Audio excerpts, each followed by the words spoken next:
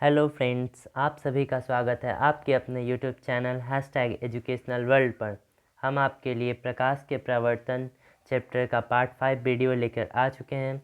अगर आपने इससे पहले के वीडियोस को नहीं देखा है तो डिस्क्रिप्शन में लिंक दिए गए हैं, आप वहां से देख सकते हैं। तो चलिए आज का क्लास हम स्टार्ट करते हैं। ये देखिए, ये टॉपिक्स वो हैं जो हमने पिछले क्लास में कवर किए थे। ठीक है, पिछले क्लास में हमने पढ़ा था क्या, अवतल दर्पण तथा उत्तल दर्पण में प्रतिबिंब का निर्माण कैसे होता है और कहाँ होता है। ठीक है, तथा अवतल दर्पण और उत्तल दर्पण में के कुछ उपयोगी के बारे में हमने जाना था। अब आज हम इससे आगे कुछ नए टॉपिक्स के बारे में जानेंगे। ठीक है, आज के टॉपिक आपके लिए यहाँ पर लिख दिए गए हैं। देखिए, तो आज के हम टॉपिक में पढ़ेंगे कि चिन्ह परिपाटी क्या है। ठीक है, अर्थात जब भी पिक्चर बनेगा तो कब हम उसको पॉजिटिव मानेंगे, कब नेगेटिव मानेंगे, उसका प्रतिबिंब पॉजिटिव होगा, नेगेटिव होगा, धनात्मक होगा अथवा ऋणात्मक होगा, उसका वस्तु कहाँ रखा गया, इन सब चीज़ों के बारे में हम जानेंगे। उसके बाद दर्पण सूत्र के बारे में हम थोड़ा सा जानकारी प्राप्त करेंगे। इसके लिए हमने एक अलग सेपरेट वीडियो बनाया है। ठीक है, आप डिस्क्रिप्शन में जाकर उसके लिंक से भी उस वीडियो को देख सकते हैं। ठीक है, उसके बाद आवर्धन के बारे में जानने का प्रयास करेंगे।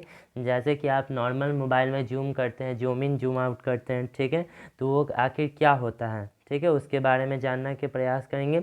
उसके बाद दर्पण की पहचान करेंगे कि कौन सा दर्पण कैसा वाला दर्पण है, उसको छू कर देख के पहचान सकते हैं या फिर बिना देखे भी पहचान सकते हैं। तो उन तरीकों को हम समझेंगे कि कैसे पहचाना जाए। उसके बाद अवतल तथा उत्तल दर्पण में कुछ अंतर देखेंगे, जिससे हमें अवतल तथा उत्तल दर्पण में मूल अंतरों का पता लग जाएगा। ठीक है, तो चलिए आज की क्लास को अच्छी तरह स्टार्ट करते हैं। आशा होगा कि आपने पिछले वाली वीडियोज़ को अच्छी तरह देखा होगा, जिससे आपको आगे वीडियो की भी समझ में आ जाएंगे। ये देखिए, आपके लिए हमने नोट्स भी बनाए हुए हैं। चिन्ह परिपाटी, चिन्ह परिपाटी क्या है, व्हाट इज साइन कन्वेंशन। तो इसके बारे में थोड़ा सा पढ़ते हैं। गोलीय दर्पण द्वारा किसी वस्तु का प्रतिबिंब कभी दर्पण के सामने बनता है तो कभी दर्पण के पीछे बन जाता है। इसलिए इन दोनों ही स्थितियों में अंतर स्पष्ट करने के लिए एक परिपाटी की आवश्यकता होती है। ठीक है, जिसे हम चिन्ह परिपाटी कहा जाता है।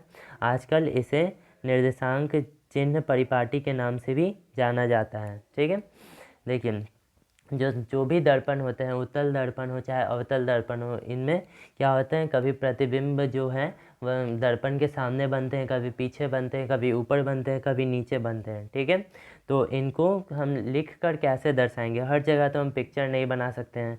ठीक है, तो इनको कुछ चिन्हों द्वारा दर्शाया जाता है। ठीक है, तो उन चिन्हों को हम समझते हैं कि वह कैसे कैसे चिन्ह होते हैं तथा उसका उपयोग हम कैसे करते हैं। ठीक है, तो सबसे पहले देखते हैं, यहाँ पर लिखा गया है कि ध्रुव को मूल बिंदु मानकर सभी दूरियां मापी जाती हैं।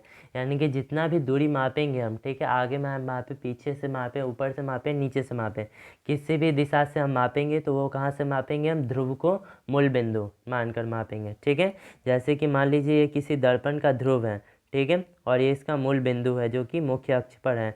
तो जितनी भी दूरी आगे मापनी होगी तो हम यहाँ से स्टार्ट करेंगे, इस बिंदु से स्टार्ट करेंगे मापना, इस साइड भी, आगे, ऊपर, नीचे और पीछे। ठीक है, किसी साइड भी हम मापेंगे तो मूल बिंदु से मापेंगे दूरी।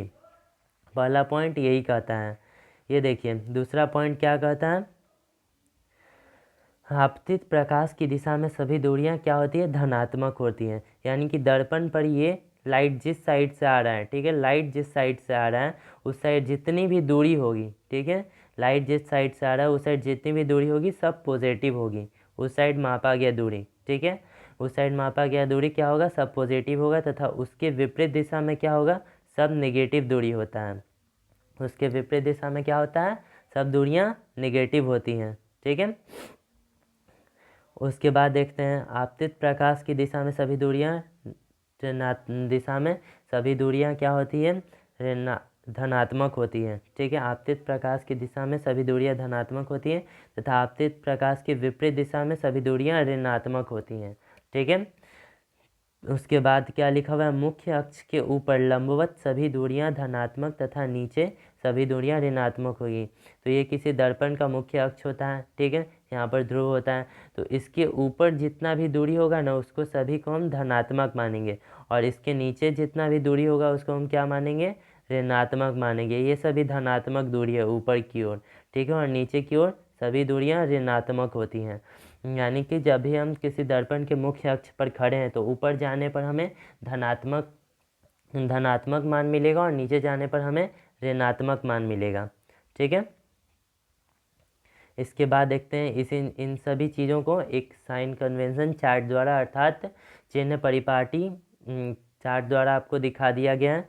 देखिए यहाँ पर, देखिए ये दर्पण के नाम है, ठीक है, अवतल दर्पण और उत्तल दर्पण। वस्तु दूरी या फिर बिंब दूरी कहते हैं, इसे यू से सूचित किया जाता है। प्रतिबिंब दूरी को भी से सूचित करते हैं। फोकस दूरी को छोटा एफ से सूचित करते हैं और वक्रता त्रिज्या को आर से सूचित किया जाता है, ठीक है।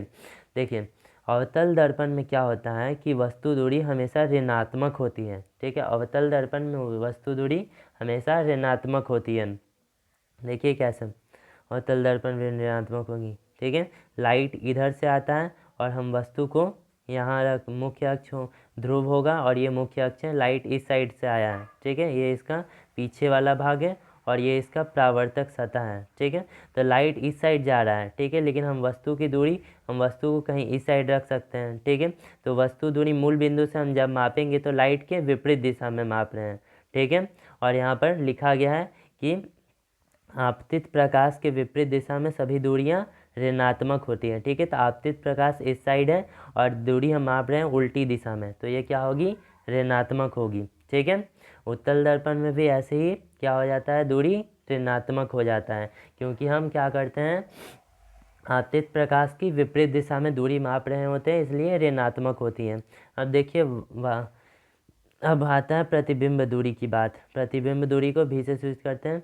देखिए अवतल दर्पण में प्रतिबिंब दूरी पॉजिटिव भी हो सकता है, नेगेटिव भी हो सकता है, अर्थात धनात्मक भी हो सकता है और ऋणात्मक भी हो सकता है।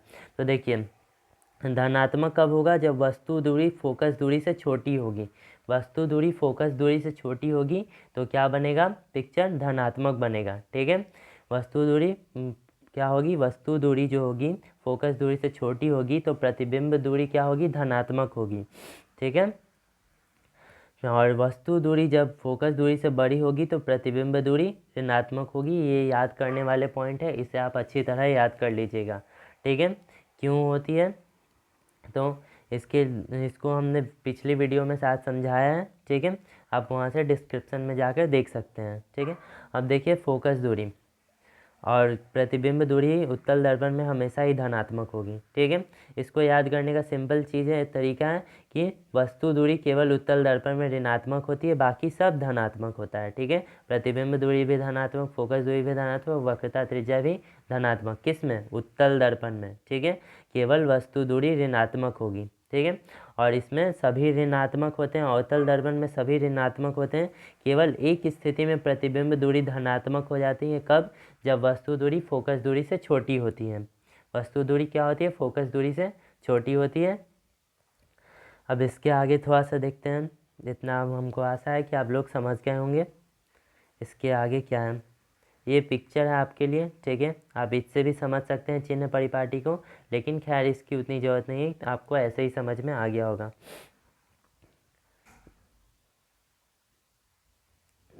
देखिए दर्पण सूत्र क्या है, ठीक है, दर्पण सूत्र को थोड़ा समझते हैं। वह सूत्र जो क्या करता है, दर्पण की वस्तु दूरी, प्रतिबिंब दूरी तथा फोकस दूरी के बीच संबंध दर्शाता है, उसे दर्पण सूत्र कहते हैं, अर्थात मिरर फार्मूला कहा जाता है।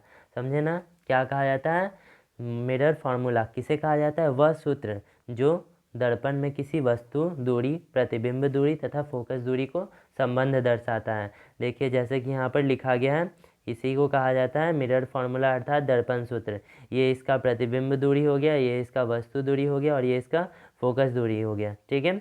जब सबको व्युत्क्रम में लिया जाता है, ठीक है, यानी कि क्या होगा, जब प्रतिबिंब दूरी और हम वस्तु दूरी को जोड़ेंगे आपस में तो हमें फोकस दूरी मिलता है, ठीक है। क्या होता है, जब प्रतिबिंब दूरी और फोकस वस्तु दूरी को हम आपस में जोड़ते हैं तो क्या मिलता है, हमें फोकस दूरी मिलता है। इसी को हम दर्पण सूत्र कहा जाता है, ठीक है। इसे ही सिद्ध करने का वीडियो आपको दिया गया है, लिंक डिस्क्रिप्शन में है, आप वहाँ से देख सकते हैं।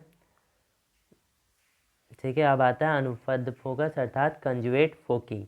ठीक है, अनुबद्ध फोकस किसे कहते हैं, ये बहुत ही इंटरेस्टिंग टॉपिक है। ठीक है, इसे भी देखते हैं थोड़ा सा। गोलीय दर्पण अथवा लेंस के प्रधान अक्ष पर स्थित ऐसी दो बिंदु हैं, ठीक है, जिनमें से एक बिंदु पर वस्तु को रखने पर दूसरे बिंदु पर उसका प्रतिबिंब बनता है, अनुबद्ध फोकस कहलाता है। ठीक है, इसे समझने के लिए हम एक पिक्चर बना लेते हैं। ये रहा दर्पण, ये रहा इसका मुख्य अक्ष, ये इसका ध्रुव पॉइंट हो गया, और इसका पीछे वाला भाग ये एक अवतल दर्पण है। देखिए, जब अवतल दर्पण में हम यहाँ पर फोकस मान लेते हैं, ठीक है, और यहाँ पर वक्रता केंद्र मान लेते हैं। जब हम किसी वस्तु को वक्रता केंद्र पर रखे थे, ठीक है, अवतल दर्पण में हमने किसी वस्तु को वक्रता केंद्र पर रखा था, तो पहली किरण गई और फोकस से गुजरी, ठीक है, और दूसरी किरण कहाँ से गुजर गई, वक्रता केंद्र से। ठीक है, तो वस्तु का जो प्रतिबिंब है ना, वो इसी पॉइंट पर बन गया था। ठीक है, अर्थात बिंदु सी पर ही वस्तु का प्रतिबिंब भी बिंदु सी पर ही बन गया था। ठीक है, तो इसमें क्या होता है कि जब हम प्रतिबिंब दूरी से क्या करते हैं, जब हम प्रतिबिंब दूरी और वस्तु दूरी पर रखते हैं वस्तुओं को, ठीक है, यानी कि मान लीजिए ये कोई वस्तु है, इस पिक्चर को थोड़ा क्लियर कर लेते हैं, ये थोड़ा गंदा हो गया है, फिर से एक पिक्चर बना लेते हैं।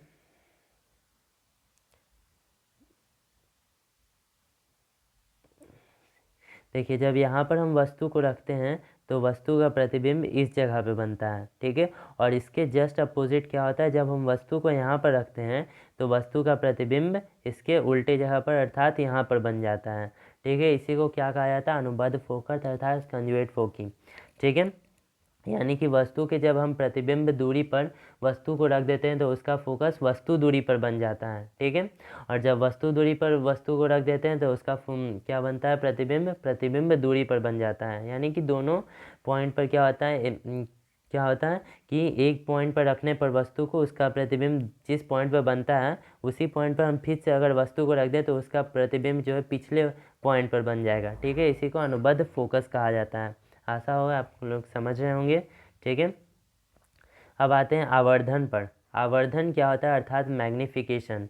तो ये बहुत ही आसान टॉपिक है, इसमें होता कुछ नहीं है, प्रतिबिंब की ऊंचाई और वस्तु की ऊंचाई के अनुपात को हम आवर्धन कहते हैं। यानी कि जब हम किसी दर्पण के सामने किसी वस्तु को रखे हैं, ठीक है, तो उसका एक क्या होगा, प्रतिबिंब होगा, उसका एक बिंब होगा। ठीक है, अर्थात जो वस्तु की ओरिजिनल ऊंचाई है और जो प्रतिबिंब में बनने वाली ऊंचाई है, जब उसका अनुपात ले लेते हैं हम, अर्थात उसको क्या कहते हैं, डिवाइड में आपस में रख देते हैं। यहाँ पर लिख भी दिया गया है, आवर्धन बराबर m बराबर क्या होता है, प्रतिबिंब की ऊंचाई बटा बिंब की ऊंचाई, अर्थात h2/h1 कर देते हैं, तो इसी को हम कहते हैं आवर्धन। ठीक है, अब आवर्धन से संबंधित एक दो पॉइंट है, वो क्या है, देखिए पढ़ देते हैं आपके लिए। यदि आवर्धन धनात्मक हो तो प्रतिबिंब काल्पनिक एवं सीधा बनता है। ठीक है, यानी कि अगर हम क्या किए हैं, आवर्धन को धनात्मक बना दिया है, यानी कि प्रतिबिंब की ऊंचाई जो है बिंब की ऊंचाई से क्या है, ज़्यादा है। ठीक है, प्रतिबिंब की ऊंचाई बिंब की ऊंचाई से ज़्यादा है,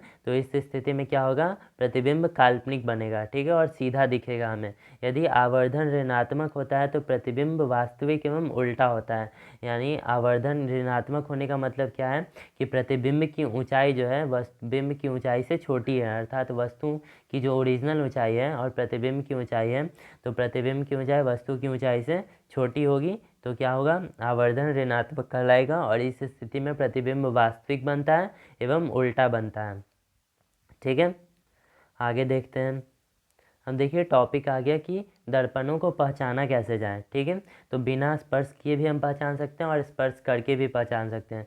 तो सबसे पहले देख लेते हैं कि हम बिना स्पर्श किए दर्पणों को कैसे पहचानेंगे।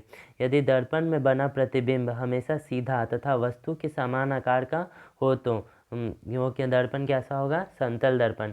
यानी कि मान लीजिए कि कोई वस्तु रखा गया है और उसके सामने आपने समतल दर्पण रख दिया। ठीक है, इसके सामने हमने समतल दर्पण रख दिया और इसके अंदर पिक्चर भी सीधा बन रहा है और वस्तु के आकार का ही बन रहा है, तो ये क्या हो जाएगा, समतल दर्पण होगा। कैसा दर्पण हो जाएगा, समतल दर्पण हो जाएगा। दूसरा पॉइंट देखते हैं, यदि दर्पण में बना प्रतिबिंब सीधा तथा वस्तु छोटा हो तो वह उत्तल दर्पण होगा। ठीक है, यानी कि अगर मान लीजिए कि कोई दर्पण रखा गया है यहाँ पर, ठीक है, यहाँ पर कोई दर्पण रखा गया है और इसके अंदर जो बना प्रतिबिंब है, ठीक है, वह वस्तु से क्या है, छोटा है। ठीक है, सीधा तो है लेकिन वस्तु से छोटा है, तो इस स्थिति में क्या होगा, वह उत्तल दर्पण होगा। कैसा दर्पण होगा, उत्तल दर्पण होगा। और यदि देखिए, यदि दर्पण में बना प्रतिबिंब उल्टा तथा वस्तु से बड़ा हो, ठीक है, तो वह अवतल दर्पण होगा। मान लीजिए कि यहाँ पर कोई दर्पण है और इसमें जो प्रतिबिंब बना है ना, वो क्या है, वस्तु से छोटा है, ठीक है, तथा उल्टा है। ठीक है ना, मतलब कि पिक्चर जो है उल्टा बन गया है। तो ये किस स्थिति में क्या हो जाएगा, वस्तु से छोटा और उल्टा होने पर वह दर्पण अवतल होगा। इस पॉइंट को आप सब याद रखेंगे क्योंकि ये दर्पण को पहचानने का तरीका है। और स्पर्श करके कैसे पहचान सकते हैं, तो देखिए, यदि परावर्तक सतह समतल हो तो वह समतल दर्पण होगा। ठीक है, यानी कि आपको छूने पर अगर उसका परावर्तक सतह अर्थात जो रिफ्लेक्टिव वाला सतह होता है, अगर वह समतल होगा तो उसे समतल दर्पण कहेंगे। अगर धंसी हुई हो, ठीक है ना, अगर सतह क्या है, धंसी हुई है, ठीक है, इस प्रकार की है, तो इसे हम क्या कहेंगे, अवतल दर्पण कहेंगे। और यदि सतह उठी हुई हो, ठीक है, सतह कैसी हो, उठी हुई हो, तो इसे हम उत्तल दर्पण कहेंगे। देखिए कुछ ऐसा, सतह यह परावर्तक सतह है और पीछे क्या किया गया, पेंट कर दिया गया है, तो इसे क्या कहेंगे, अगर सतह उठी हुई है तो ये उत्तल दर्पण होगा। आगे देख लेते हैं, अवतल तथा उत्तल दर्पण में कुछ अंतर दिए गए हैं। देखिए इनमें क्या अंतर है, अवतल दर्पण तथा उत्तल दर्पण में अंतर, difference between concave and convex mirror. तो अवतल दर्पण की परावर्तक सतह धंसी हुई होती है, मतलब अवतल दर्पण आप जब भी देखिएगा तो उसका परावर्तक सतह धंसा हुआ होगा, यानी कि अंदर की ओर होगा। उत्तल दर्पण की परावर्तक सतह क्या होती है, उठी हुई होती है। उत्तल दर्पण की जो परावर्तक सतह अर्थात जहाँ से लाइट रिफ्लेक्ट होता है, वह सतह क्या होती है, उठी हुई होती है, यानी कि बाहर की ओर निकली हुई है। इसका फोकस वास्तविक होता है। ठीक है, अवतल दर्पण का क्या होता है, फोकस वास्तविक होता है, जबकि उत्तल दर्पण का फोकस काल्पनिक होगा। ठीक है, वास्तविक कहने का मतलब है कि अवतल दर्पण में जो फोकस होता है दर्पण के परावर्तक सतह के सामने होता है। ठीक है, जबकि उत्तल दर्पण में जो फोकस होता है दर्पण के परावर्तक सतह के पीछे होता है। ठीक है, उसके बाद देखते हैं,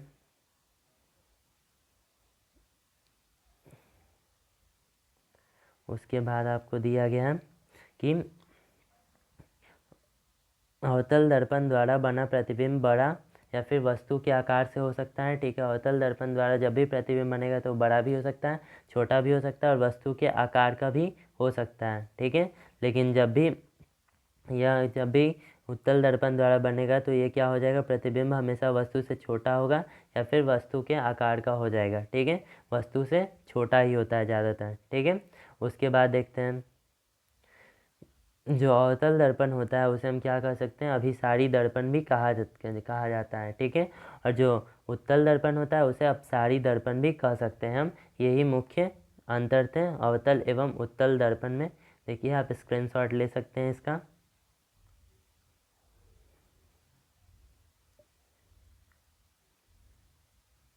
ठीक है, अब यहाँ पर एक नोट करने वाला पॉइंट है, रिजुरैखिक संचरण सिद्धांत। ठीक है, ये क्या कहता है, प्रकाश समदैशिक एवं समांगी माध्यम में सरल रेखा में गमन करती है।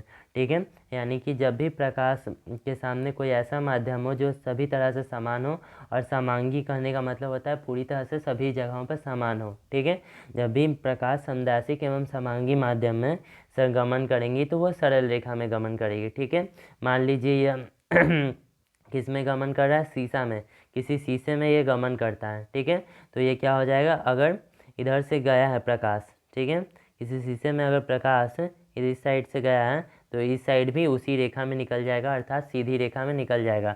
अगर ये क्या होगा, अगर ये शीशा जो है समांगी माध्यम हुआ तो। ठीक है, इसी को कहा जाता है रिजुरैखिक संचरण सिद्धांत।